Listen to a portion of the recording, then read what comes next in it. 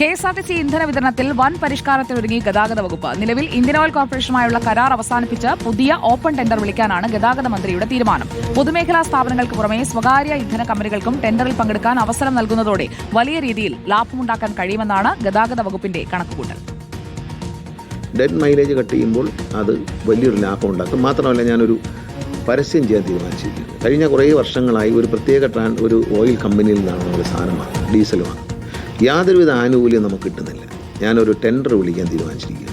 ആ ടെൻഡറിൽ ഏത് സ്വകാര്യ ഫ്യൂവൽ കമ്പനിക്കും പങ്കെടുക്കാം. അവർക്ക് പങ്കെടുത്തുകൊണ്ട് ആ മത്സരത്തിൽ ആരാണോ KSRTC ഏറ്റവും കൂടുതൽ ബെനിഫിറ്റ് നൽകുന്നത്, ഒരു ലിറ്ററിന് പുറത്ത് 50 പൈസ ഒരു കമ്പനി കുറച്ച് തരാമെന്ന് പറഞ്ഞാൽ അത് KSRTC ഉണ്ടാകുന്ന ലാഭം കോടാനുകോടിയുടെ ലാഭമായിരിക്കും. അതാണ് എൻ്റെ അടുത്ത പരിഷ്കാരം.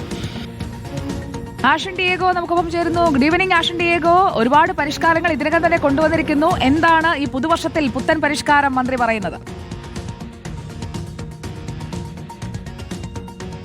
സുജയ സൂചിപ്പിച്ചതുപോലെ തന്നെയാണ് KSRTCയിൽ വിവിധ തരത്തിലുള്ള പരിഷ്കാരങ്ങളാണ് KB ഗണേഷ് കുമാറിന്റെ നേതൃത്വത്തിൽ നടത്തിക്കൊണ്ടുവരുന്നത്. അതിന്റെ ഭാഗമായി തന്നെ KSRTC ലാഭത്തിൽ എത്തുകയും ചെയ്തിട്ടുണ്ട്. ഇപ്പോൾ ജീവനക്കാർക്ക് കൃത്യമായ ശമ്പളവും ലഭിക്കുന്നുണ്ട് എന്നുള്ളതാണ് ഈ പരിഷ്കാരങ്ങളുടെ ഏറ്റവും വലിയൊരു പ്രത്യേകത എന്നുള്ളതാണ്.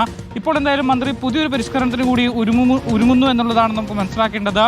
KSRTC സംബന്ധിച്ചിടത്തോളം പ്രതിദിനം ഏതാണ്ട് 5500ഓളം വരുന്ന KSRTC ബസ്സുകൾക്ക് പ്രതിദിനം 4.5 കോടി രൂപയുടെ ചിലവാണ് ഇന്ധനത്തിന് വേണ്ടി മാത്രം വരുന്നത്. ഈ ചിലവ്, അതായത് പ്രതിദിനം 4.5 കോടി എന്നുള്ളതിനെ എങ്ങനെ കുറയ്ക്കാം എന്നുള്ളൊരു ആലോചനയിലാണ് ഇപ്പോൾ നിലവിൽ ഗതാഗത വകുപ്പ് ഉള്ളത്. അതിന്റെ ഭാഗമായി തന്നെ നിലവിൽ ഇപ്പോൾ KSRTCക്ക് ഇന്ധനം നൽകുന്ന IOC ഇന്ത്യൻ ഓയിൽ കോർപ്പറേഷനുമായുള്ള കരാർ അവസാനിപ്പിക്കാനാണ് തീരുമാനിച്ചിട്ടുള്ളത്. യാതൊരു വിധത്തിലുമുള്ള ബെനിഫിറ്റ്സ് ഈ KSRTCക്ക് ലഭിക്കുന്നില്ല. ഒരു തരത്തിലുള്ള ആനുകൂല്യങ്ങളും KSRTCക്ക് ലഭിക്കുന്നില്ല എന്ന് ചൂണ്ടിക്കാണിച്ചുകൊണ്ടാണ് നിലവിൽ ഇപ്പോൾ ഇന്ത്യൻ ഓയിൽ കോർപ്പറേഷനുമായുള്ള കരാർ അവസാനിപ്പിക്കാൻ ഗതാഗത വകുപ്പ് തീരുമാനിച്ചിട്ടുള്ളത്. ഇതിന് ബദലായി തന്നെ പുതിയൊരു ഓപ്പൺ ടെൻഡർ വിളിക്കാനാണ് മന്ത്രി തീരുമാനിച്ചിട്ടുള്ളത്. ഈ ഓപ്പൺ ടെൻഡറിൽ സ്വകാര്യ മേഖലയ്ക്കും അതുപോലെ തന്നെ പൊതുമേഖലാ സ്ഥാപനങ്ങൾക്കും, അതായത് പൊതുമേഖലാ ഉടമസ്ഥതയിലുള്ള പെട്രോൾ പമ്പ് ആളുകൾക്കും ഇതിൽ പങ്കെടുക്കാൻ കഴിയും എന്നുള്ളതാണ്. ലിറ്ററിന് 1 രൂപയെങ്കിലും കുറച്ചു തരുന്ന ആരാണോ അവർക്ക് ഈ കരാർ നൽകാനാണ് ഇപ്പോൾ നിലവിൽ തീരുമാനിച്ചിട്ടുള്ളത്. കാരണം 4.5 കോടി രൂപ ഒരു ദിവസം ഇത്തരത്തിൽ ഇന്ധനത്തിന് വേണ്ടി മാറ്റിവെക്കുമ്പോൾ KSRTCക്ക് ഉണ്ടാവുക അതൊരു വലിയൊരു ബാധ്യതയാണ്.